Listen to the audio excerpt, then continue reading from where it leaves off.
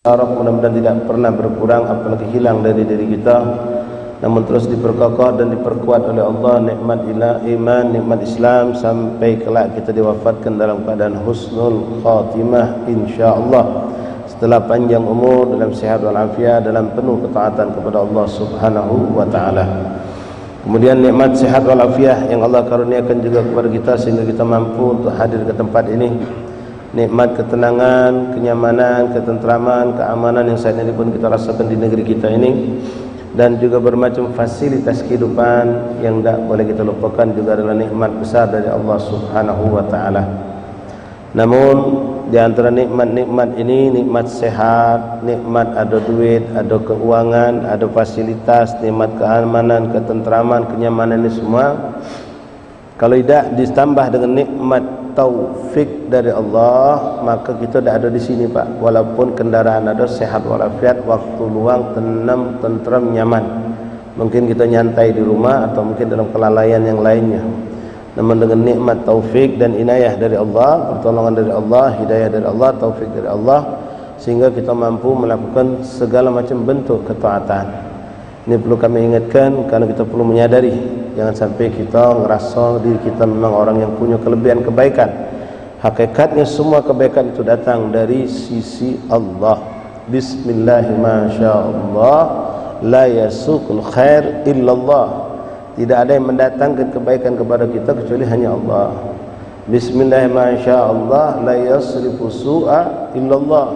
Tidak ada yang mampu menjauhkan keburukan dari kita kecuali juga Allah. Bismillahirrahmanirrahim. Ma kana min ni'matin fa min Allah. Segala nikmat yang kita rasakan saat ini, termasuk nikmat hati tenang dengan zikir, hati tenang dengan duduk di majlis ilmu, kecondongan untuk ibadah, kebencian terhadap kemaksiatan, kita diberikan Allah petunjuk, hidayah dan segala macam bentuk nikmat dunia, nikmat akhirat. Fa min Allah, itu semua dari sisi Allah. Ya, kita pacak dalam keadaan tidak sehat masih tetap istiqamah dalam taat, dalam keadaan capek pulang begawi masih tetap istiqamah, dalam keadaan macam-macam kita hadapi tapi kita tetap bisa istiqamah dalam ketaatan, itu semua fa minallah, dari Allah Subhanahu wa taala. Kalau Allah menghendaki kita tidak dapat, sangat gampang Allah bisa menimbulkan 1001 halangan untuk kita bisa tidak hadir. Bahkan tanpa ada halangan yang zahir pun tiba-tiba datang rasa malas. Tiba-tiba datang rasa malas, nak mentu sungkan, motor gaduh, suasana cantik, sehat badan, waktu kosong, tapi subhanallah tak ada ghirah, tak ada keinginan untuk ke masjid, untuk ke majlis, tak ada. Itu bisa jadi. Wa iyadzubillah, kita berlindung kepada Allah jangan sampai kita mengalami yang seperti itu. Kita pengen selalu diberikan taufik dan inayah pertolongan dari Allah dalam kondisi apapun, kita tetap semangat untuk ibadah. Minta istiqamah kepada Allah. Maka doa yang diajarkan Rasulullah kita pakai ikhwan, Allahumma jammilna bil afiyah wassalamah. Ya Allah, baguskanlah keadaan kami dengan afiyah, kesehatan, wassalamah, dan keselamatan. Terus yang kita minta lagi apa? Allahumma jammilna bil afiyah wassalamah wa haqqiqna bit taqwa mal istiqamah, dan mantapkan, kokohkan ketakwaan kami dan istiqomah kami dalam ketakwaan. Karena jujur ikhwan, kita semua lemah. Ya, kita semua lemah. Kadang-kadang kita bisa berbuat kebaikan karena lingkungan. Begitu kita diletakkan, Allah dipindahkan ke lingkungan yang tidak seperti yang kita alami saat ini, kita bisa berubah. Jangankan untuk duduk di majlis, untuk istiqomah salat sunnah pun kadang-kadang lepas ketika lingkungan kita tidak mendukung. Kondisi keluarga, kondisi macam-macam kadang-kadang membuat kita tidak mampu untuk menjalankan kebaikan-kebaikan. Dan kita minta sama Allah, haqqiqna bit taqwa ma'al istiqamah wa a'idna min mujibatin nadama yaumil qiyamah, dan aku berlindung kepadamu ya Allah dari hal-hal yang bisa menyebabkan aku akan menyesal pada hari kiamat. Ma'asyiral ikhwan rahimanirahimakumullah, alhamdulillah ala kulli ni'am. Alhamdulillahilladzi hadana li hadza wa ma kunna linahtadiya laula an hadanallah. Ikhwani rahimani rahimakumullah, masih kita bicara tentang nasihat Imam Abdullah Al-Haddad kepada kita untuk senantiasa berusaha dan minta kepada Allah agar diistiqamahkan dalam segala bentuk ketaatan, dengan catatan pula tidak pernah merasa aman dari rasa takut dalam keadaan meninggal su'ul khatimah. Dan sebaliknya, kita masih berharap kepada orang-orang yang saat ini kita saksikan mungkin mereka dalam kemaksiatan, dalam kelalaian, jauh dari Allah. Mudah-mudahan ada saatnya, waktunya mereka akan dihijrahkan oleh Allah dan diwafatkan dalam keadaan husnul khatimah. Jadi tidak boleh kita na'udzubillah nak ngecam, apalagi nak memvonis seseorang di antara kita tidak bakal dapat hidayah, tidak bakal mendapatkan kemuliaan, tidak bakal meninggal husnul khatimah. Lah, itu haknya Allah Subhanahu wa taala. Jangan salah, jangan sombong. Kita yang saat ini kita ngerasa dalam istiqomah, dalam kebaikan lah bertahun-tahun, kita dalam keadaan Masya Allah istiqamah, hati-hati. Boleh jadi Allah akan menggelincirkan kita kalau kita lupa dengan Allah, lalai, lalu ada muncul rasa sombong. Bisa digelincirkan Allah lalu tersesat dan na'udzubillah boleh jadi meninggal su'ul khatimah. Itu yang kita dapatkan dari hadis Rasulullah SAW kemarin, sebuah hadis yang mengingatkan kepada kita yang mana mereka para aulia, para salihin, ketika mendengar dan membaca hadis ini muncul rasa takut yang sangat luar biasa. Mereka orang soleh, mereka para aulia Allah tetap memiliki rasa takut yang sangat, kalau jangan sampai nanti na'udzubillah min dzalik dalam satu keadaan, suatu tempat, suatu masa mereka dilalaikan oleh Allah dan lalu didatangkan ajal saat mereka dalam keadaan lalai tersebut. Ini yang sangat mereka takutkan. Kenapa? Rasulullah menyampaikan kepada kita. Kita ulangi berkah hadis ini, ikhwan rahimakumullah. Bismillahirrahmanirrahim. Alhamdulillahirabbil alamin. Allahumma shalli wa sallim ala sayyidina Muhammad wa ala ali sayyidina Muhammad. Qala al-mu'allif rahimahullah ta'ala al-Imam Qutb al-Irsyad Habib bin Abdullah bin Ali Muhammad al-Haddad fi kitabihi Sabil al-Iddikar. Beliau mengingatkan, mengangkat sebuah hadis Rasulullah. Beliau mengatakan wa qad ishtadda khaufus salaf salih rahimahullah. Sungguh sangat merasa ketakutan. Siapa mereka? Para salafun salihun, orang-orang soleh, para salihin, para aulia, para mukhlisin, para muhsinin. Mereka merasakan takut yang sangat. Dengan apa? Meninggal su'ul khatimah. Jadi tidak ada jaminan. Ya na'udzubillah, walaupun kita berharap dengan Allah berikan kita istiqomah dalam ketaatan, mudah-mudahan wafat dalam ketaatan. Ngambil dari hadis Nabi yang pernah Nabi mengatakan, yamutul mar'u ala ma'asha alaih. Seorang akan diwafatkan Allah tergantung dengan kebiasaan hidupnya. Kita condong berharap dengan hadis ini, tapi tidak boleh lengah lalu merasakan seakan-akan kita pasti mendapatkan husnul khatimah. Tapi tetap kita berharap dan berlindung kepada Allah dari su'ul khatimah. Min su'ul khatimah lahum fi dzalika akhbarul hikayat yatulu dzikruha. Banyak sekali cerita-cerita tentang bagaimana rasa takut mereka terhadap keadaan meninggal su'ul khatimah. Ini rasa takut muncul dari siapa? Mereka orang-orang soleh, bahkan dengan levelan sahabat Rasulullah. Mereka sahabat Nabi Muhammad sallallahu alaihi wasallam itu yang kokoh imannya, bahkan telah mendapatkan jaminan surga meninggal husnul khatimah, pun masih merasakan rasa takut kalau mendengar cerita tentang adab kubur, tentang keadaan-keadaan yang mengerikan dari adab-adab Allah Subhanahu wa taala. Wa qad warada fi dzalika ma yaqtadi al-khauf al-baligh mithl qauli alaihi salatu wassalam. Di antaranya datang sebuah hadis Rasulullah yang sangat membuat ketakutan mereka para salihin. Datang hadis Nabi SAW mengatakan fawalladzi la ilaha ghairu. Nabi bersumpah. Kalau Rasulullah sudah bersumpah, berarti ini perkara-perkara yang sangat besar di hadapan Allah wa Rasul, bukan hal yang sepele. Fawalladzi, demi Allah zat yang tiada Tuhan selainnya. Fawalladzi la ilaha ghairu inna ahadakum la ya'malu bi amali ahli jannah hatta ma yakuna bainahu wa bainaha illa dhira' fasabaqa fayasbiqu alaihi alkitab fayamala bi amali ahli an-nar fayadkhulha wa a'yadu billah min dzalik. Nas'alullah al-'afiyah salamah. Kata Rasulullah, inna ahadakum, sesungguhnya ada seorang di antara kalian, dia telah melakukan amalan ahli surga, soleh hidupnya, dari kecil lempeng lurus, wong baik, semua orang menyaksikan dia orang baik. Hatta ma yakuna bainahu baina illa dzira, sampai kita mengatakan wong ini tinggal sejengkal lagi masuk surga. Wong ini tinggal sejengkal lagi masuk surga, sudah pastilah kita. Wong ini ahli surga, tapi kita tidak tahu rahasia Allah. Apa yang terjadi kata Rasulullah? Fayasbiqu alaihil kitab. Ini wong waktu dia masih di perut emaknya dulu, waktu masuk umur 4 bulan, Allah meniupkan ruh ke sang bayi yang ada dalam perut uminya, lalu mencatat. Ini semua kita ngalami. Dicatat tentang beberapa perkara, tentang rizkinya, tentang kehidupannya, termasuk apakah dia meninggal husnul khotimah atau su'ul khotimah. Dan kita tidak tahu rahsia Allah ini. Kata Rasulullah, "Fayasbiqu alaihil kitab." Tapi ketetapan Allah yang sudah ditentukan di Lauhil Mahfuz, ini orang yang hidupnya dari 0 sampai akhir umurnya itu baik, tapi di akhir kali ketika hendak wafat dia tergelincir dan meninggal dalam keadaan su'ul khotimah. Jadi kita angkat ceritanya banyak tentang hal ini, Pak. Namun sebaliknya, wa inna ahadakum la ya'malu bi amalin ahlin nar. Ada seorang di antara kalian, apa kata kawinnya, pekerjaannya itu ngaco bermaksiat. Dari semenjak kecil lah ketinguan budak ini tak pernah gawe baik, tak ada gawe benar yang dilakukannya, berbuat dosa bermaksiat, tapi dia tidak pernah mensekutukan Allah, tidak pernah mengaku Tuhan selain Allah ada, tak pernah. Dia tetap mentuhankan Allah, dia tetap merasakan dan mengakui solat itu wajib walaupun tak pernah digawinya.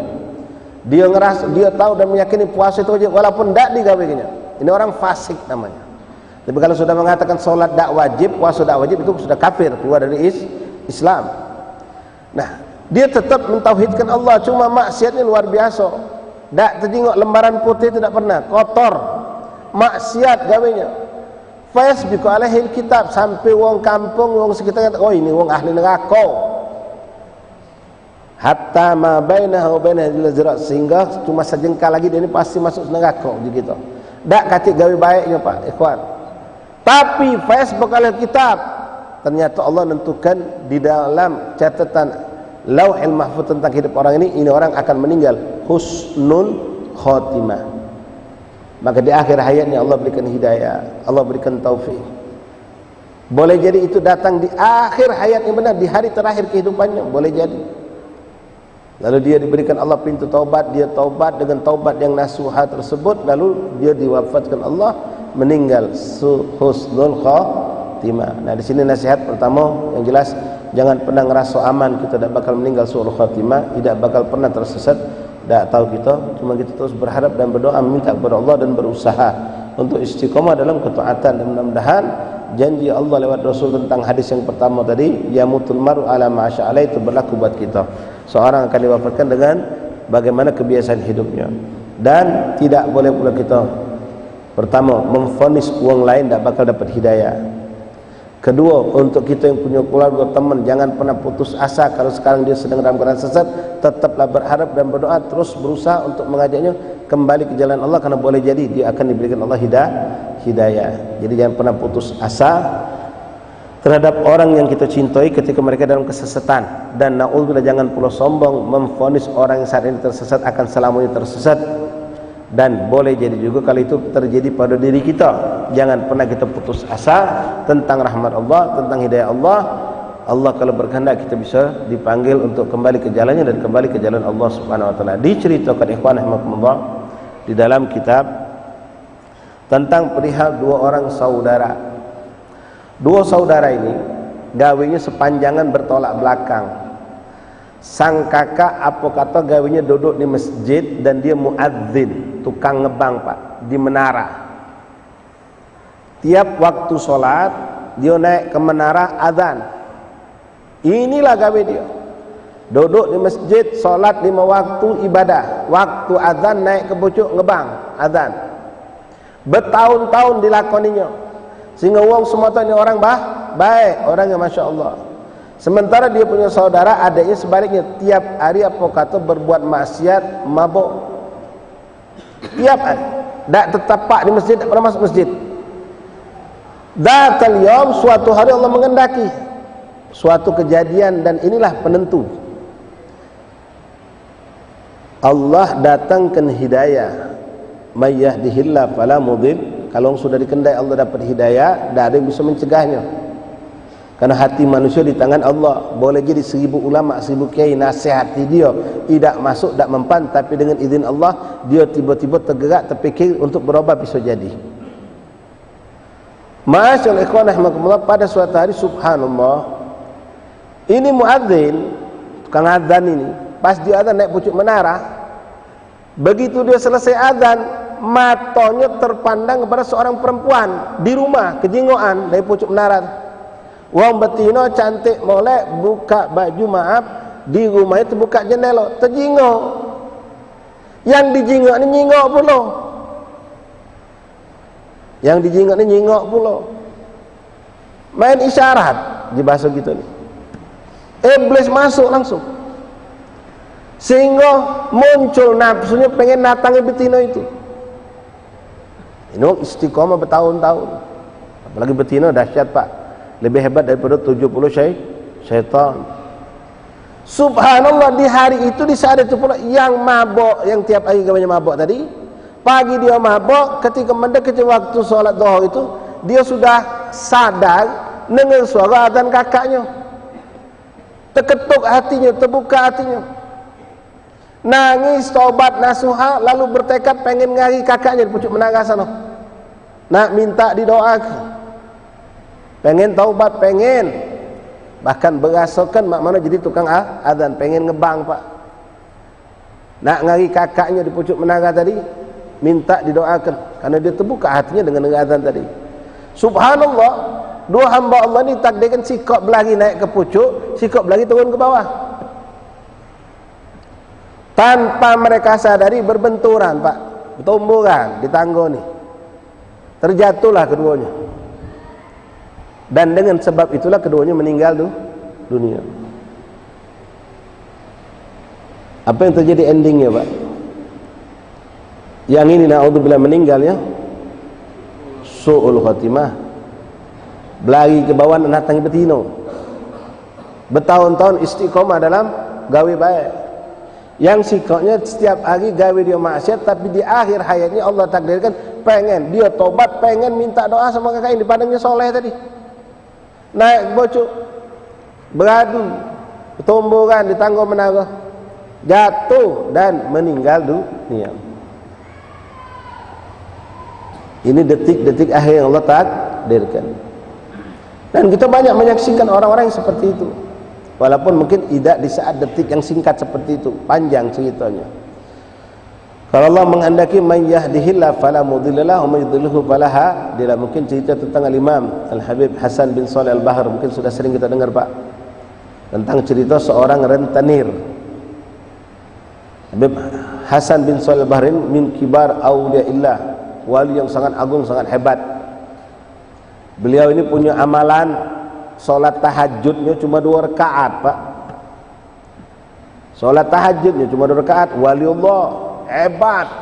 Kita 11, kita ada yang sampai berpuluh. Ini cuma 2 rakaat solat tahajud. Rakaat pertama hatam Quran, rakaat kedua 600 kali qul huwallah, 600 kali qul huwallah, 900 kali suratul Ikhlas.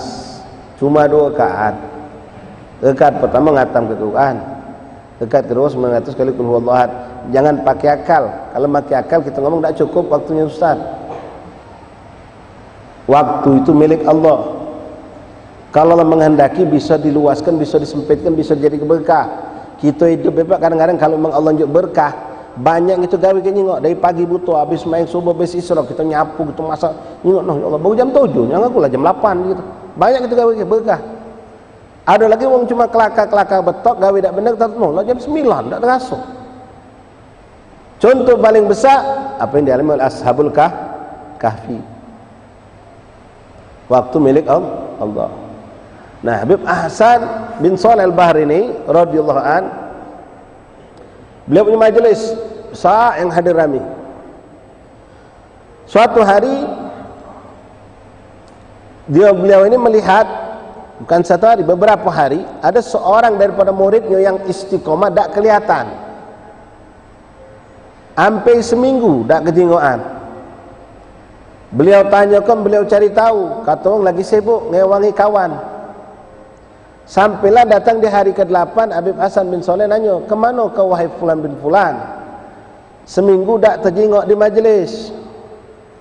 Maka beliau pun hanya bercerita, ya Habib, aku ni dapat gawian yang ku pandang ini mungkin mulia, dan memang aku yang ditakdirkan Allah ngawikannya. Apa kata Hasan bin Shalih Bahar?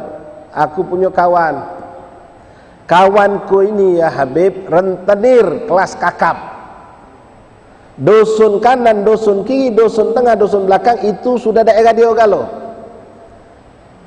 ngutangi duit dengan berbunga, rentenir kelas kakap. Nah, seminggu yang lalu dia ni tak sengaja hadir di majlis Habib, tak sengaja hadir di majlis Habib. Tujuannya bukan nak duduk di majlis, nyari wong yang berhutang sama dia, nyari wong yang berhutang sama dia. Habib Hasan bisa langsung tahu, araf tu, aku tahu itu wong, aku tahu itu wong, kata Habib Saleh. Waktu hari dia duduk di sebelah situ, dan aku digerakkan hati oleh Allah untuk memandang dia dan mendoakan dia. Aku tahu siapa dia. Alhamdulillah berarti diijabah Allah doa aku ni. Setelah budak ini cerita, ternyata apa? Ini buang waktu duduk di majlis Habib Hasan bin Shalih Bahar, balik dari majlis, tujuan tadi ke majlis nyari wong yang berhutang, cari di rumah dak kate. Ke majlis tujuan. Bebasnya.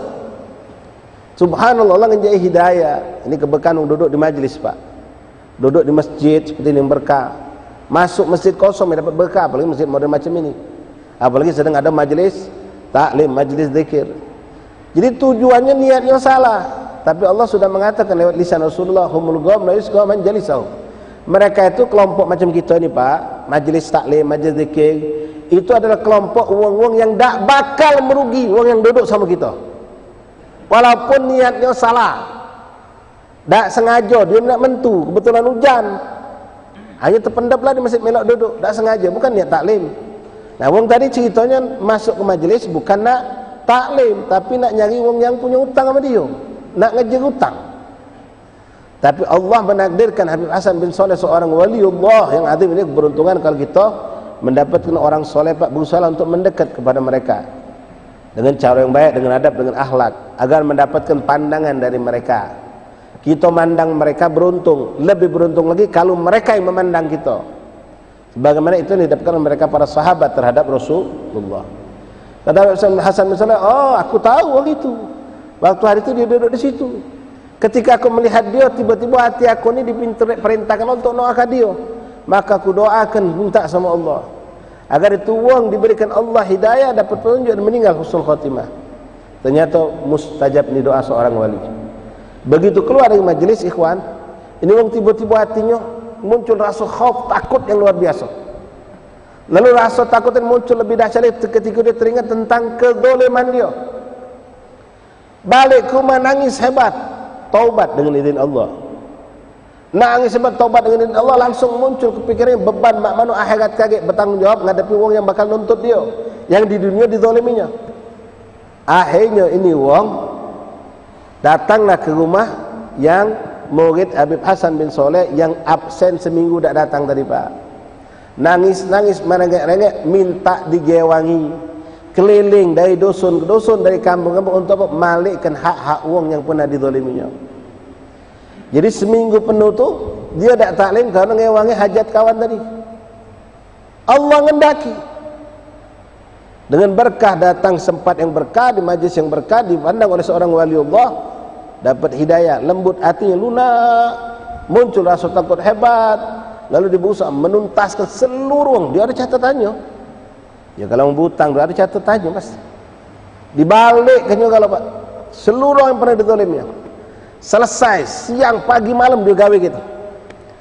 Sampailah selesai, tak kata lagi urusan sama manusia ni, sakit dan meninggal dunia. Sakit lalu meninggal dunia. Hari itulah dia meninggal. Barulah budak tadi datang nak ngabarkan Habib Hasan bin Shalih Al-Bahar radhiyallahu anhu. Kalau berkendak ikhwan kita tak tahu. Boleh jadi maaf, minta maaf ikhwan. Preman-preman yang ada di pasar-pasar itu, di jalan-jalan itu. Boleh jadi ada seorang wali Allah lewat pasar nyingok dia. Lalu doa ke dia. Allah ijabah, dapat dia, bukan di masjid dia dapat, boleh jadi di pasar.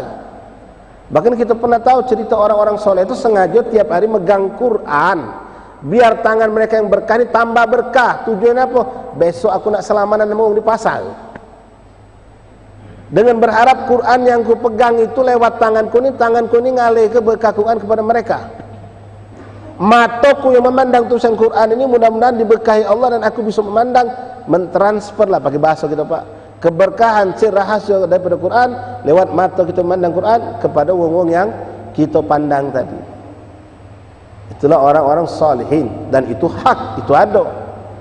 Bukan ini cerita sekadar memang itulah dan berlaku dari zaman Rasulullah sampai detik ini ila yaumil qiyamah.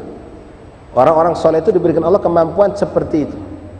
Dengan pandangan mereka bisa merubah keadaan manusia menjadi lebih baik. Pandangannya dibarengi dengan doa, dengan rahmat dan kasih sayang. Kita juga yang memandang orang-orang soleh, pandanglah dengan cinta kasih, dengan husnuzon, dan ngembek keberkahan muka mereka, karena muka mereka sudah dipandang oleh guru-guru mereka yang orang-orang soleh. Sehingga Imam Ali bin Muhammad bin Salam pernah mengatakan, Bapak, bakhat man ra'ahum aw ra'aman ra'ahum. Beruntung wong yang pernah melihat orang soleh atau melihat orang yang melihat orang soleh. Tabi'in itu kenapa jadi mulia? Tahu tabi'in kan Pak? Orang yang hidup setelah wafat Rasulullah, tidak jumpa dengan Nabi tapi jumpa dengan sahabat. Kenapa tabi'in mendapatkan levelan nomor 2 setelah sahabat kedudukannya? Karena mereka berjumpa dengan orang yang berjumpa dengan Rasulullah. Bakhat man ra'ahum aw ra'aman ra'ahum. Beruntung wong yang melihat orang-orang soleh atau melihat orang yang melihat orang soleh.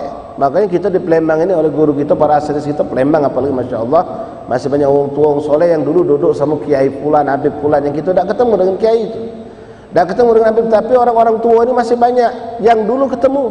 Maka kita dekati orang-orang tua itu walaupun bukan Kiai, bukan ulama, orang biasa, tapi kita berhusnuzon, pandangan mereka pernah memandang orang soleh, tangan mereka pernah bermusafahah dengan orang soleh. Bahkan Rasul dalam satu riwayat pernah mengatakan, man safahani aw safih man safahani dakhalal jannah. Siapa yang pernah bersalaman dengan aku atau bersalaman dengan orang yang bersalaman dengan aku, masuk surga, kata Rasulullah. Tapi bukan sekedar salaman, salaman dengan mahabbah, dengan cinta, dengan keimanan. Maka itu akan menguntungkan kita, ikhwan. Lalu dalam hadis yang serupa, yang lebih pendek, Rasulullah pernah mengatakan, innar rajula la ya'mala bi'amali ahlil jannah fima yabdu linnas wa huwa min ahlin nar. Na'udzubillah.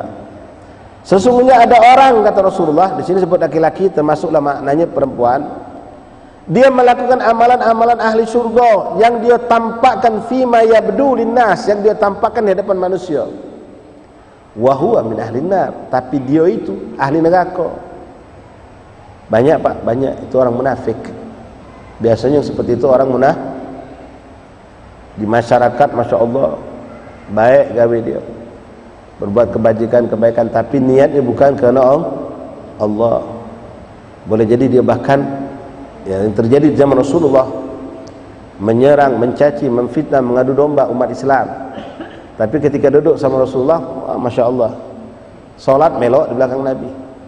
Nah, orang-orang munafik seperti ini kita dapatkan ada Pak, ya.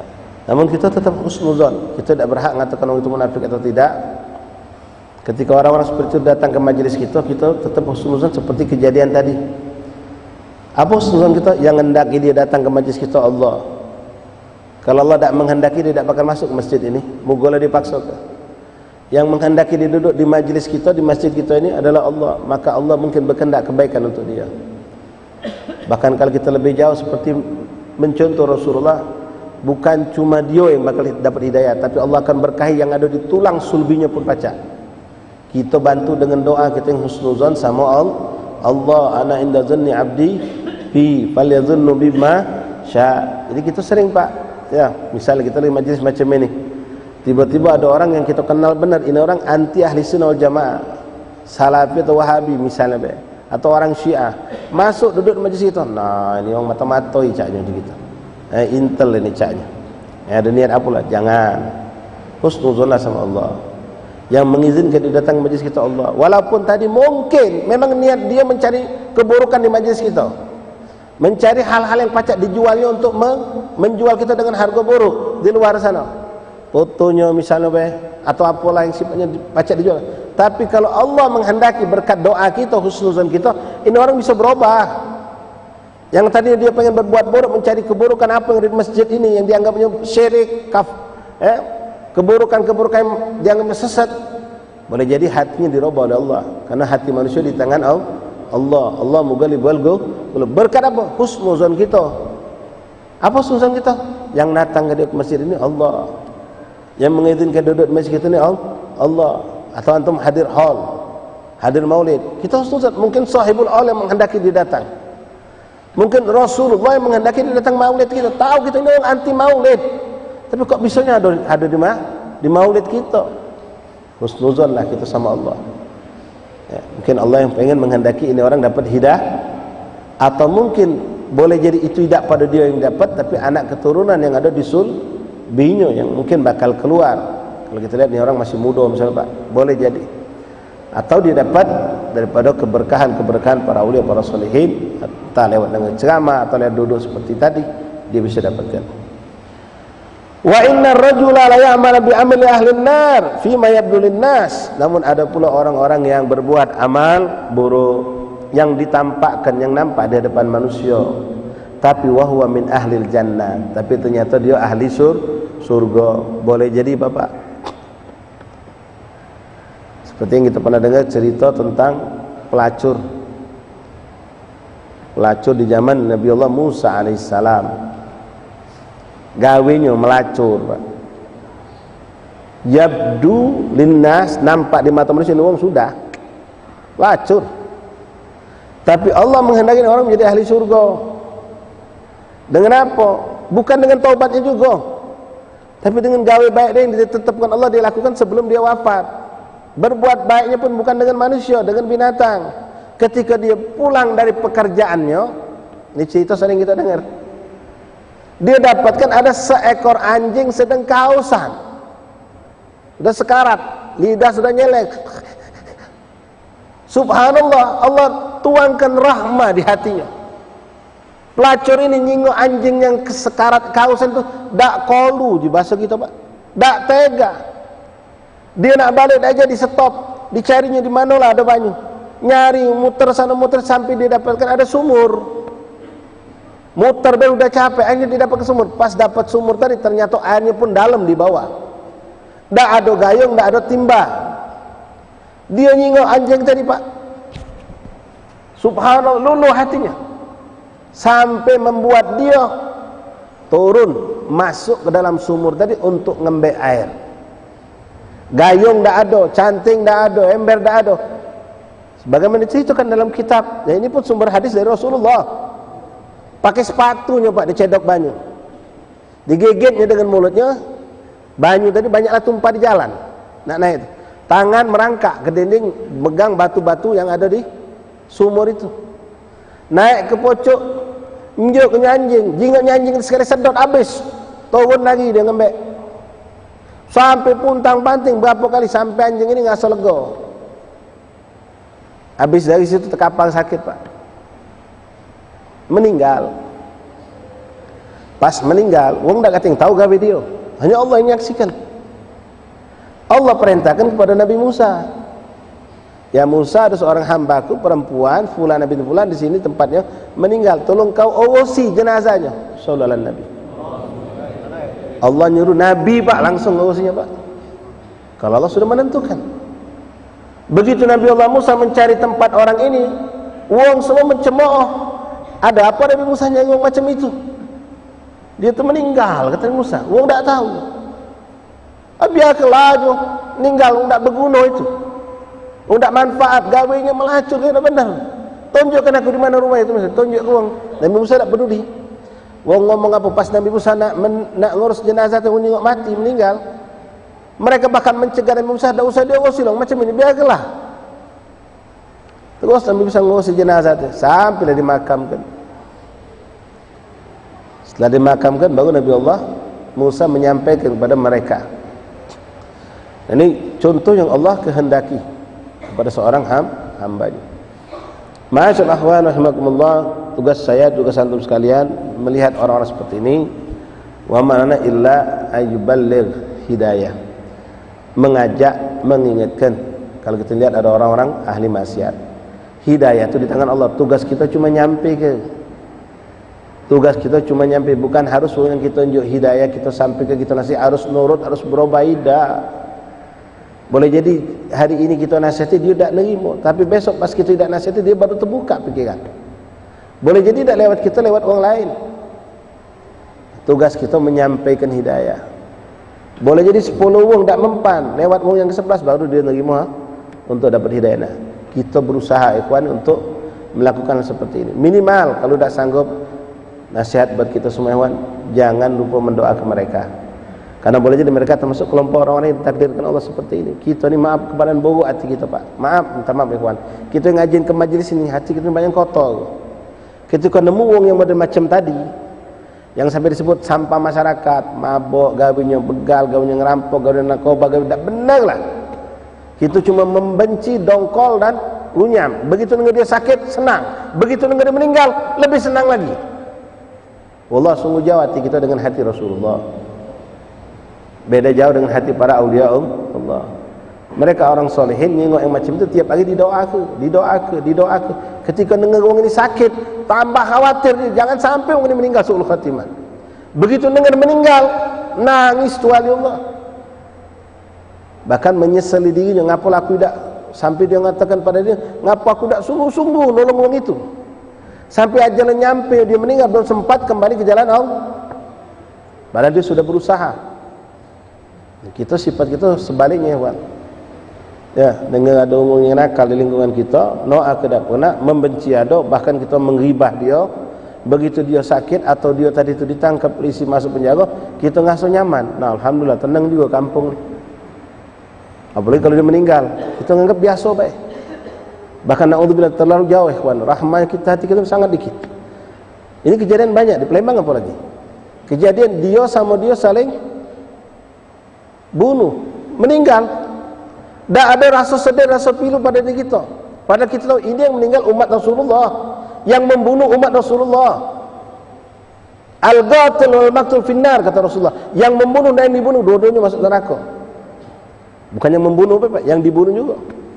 Karena ketika mereka saling berusaha untuk mencelakakan lawannya, cuma keduluan, kata Nabi. Beda kalau orang itu tanpa salah, tanpa apa, dizalimi, dibunuh, ya jelas yang dibunuh syahid. Ini sama-sama, dia sama dia. Apa yang terjadi pada diri kita kebanyakan? Dengar cerita itu, oh si fulan mati, ditujah si fulan. Kita memang, oh kapan, di mana kejadian? Cak itu baik kita. Tak pernah terfikir, nangisi dia, Allah ini orang meninggal, su'ul khatimah, umatnya Rasulullah. Apa tak nyampe kabar ini kepada Nabi? Nyampe, ikhwan. Apa tak menyedihkan Nabi? Nyampe dan menyedihkan hati Rasulullah. Tapi mana bagian kita untuk menyelamatkan dia waktu dia masih hidup? Takutnya ikhwan, astagfirullah, na'udzubillah min dzalik, kita ditanya oleh Rasulullah kaget di akhirat. Wong ini tiap hari kita tengok. Tiap hari tengok dia sedang nyekek botol. Tiap hari tengok dia sedang berjudi. Tiap hari tengok dia sedang melakukan maksiat. Nak negaranya katakanlah kita tidak ada kapasitas, tapi apakah mendoakan kita tidak mampu? Bahkan orang-orang soleh, bahkan bukan cuma doa, biar diijabah Allah, sedekah dia demi fulan bin fulan, dia sedekah. Karena sedekah ini bisa merubah ghadabnya Allah Subhanahu wa taala.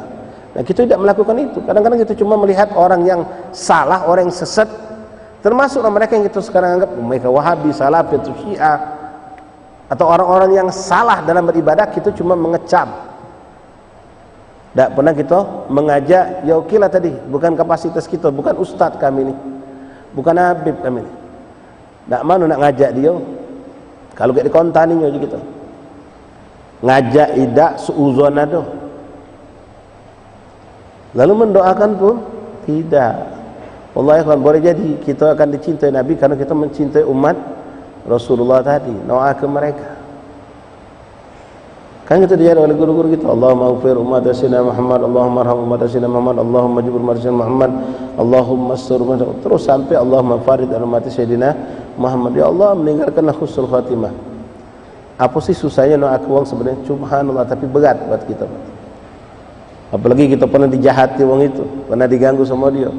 Caknya tak bakalan doakan dia. Jika asal kita mahabbah nak doakan dia, matilah dia, celaka dia.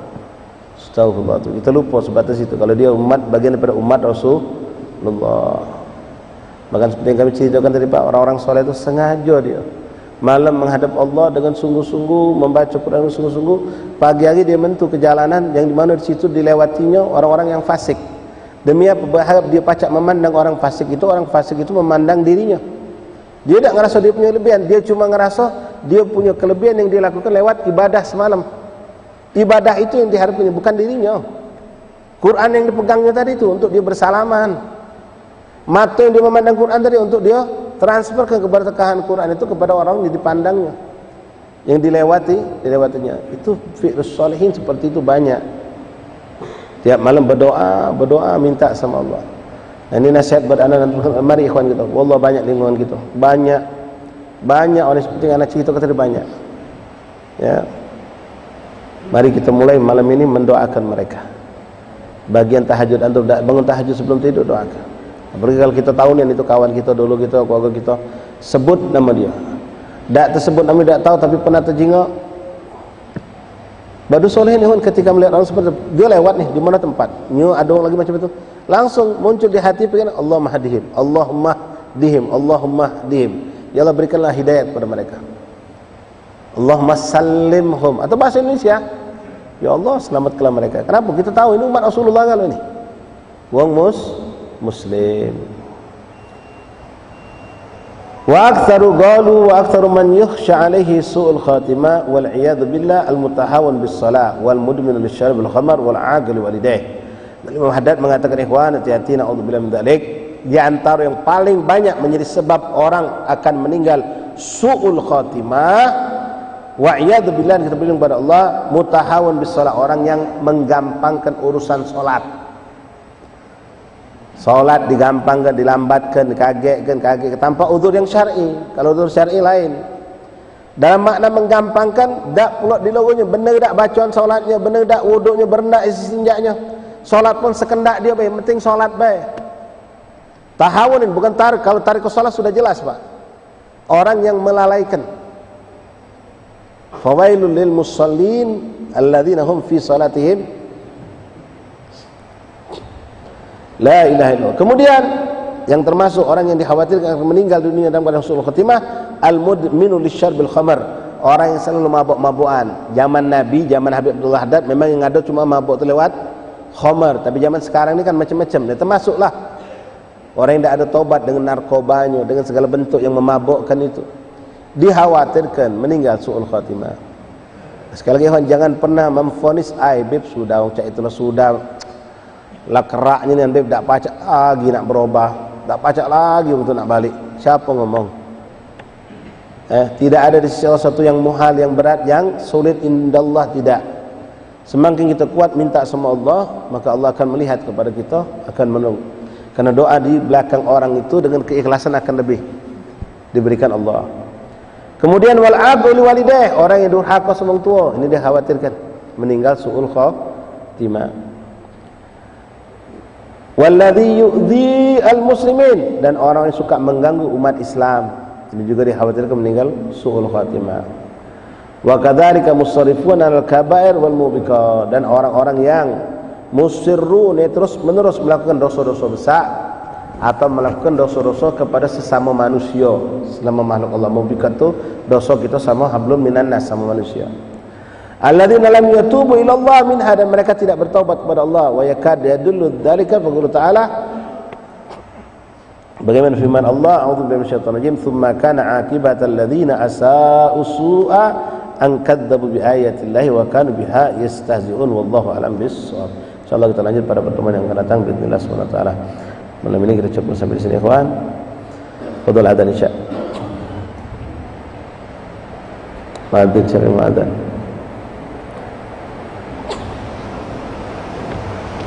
Ada.